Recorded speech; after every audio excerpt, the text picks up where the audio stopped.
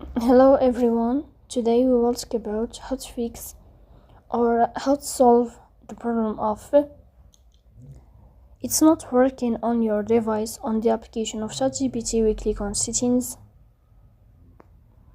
Here we click on apps, default apps, app settings. Here you will search about ChatGPT app as you see. Then we click on first stop and we click OK. Here you will enter to the window of storage. Then we click on clear cache. Here you will go to Play Store. You will search about the application of ChatGPT. If you find updates, then you will update your app.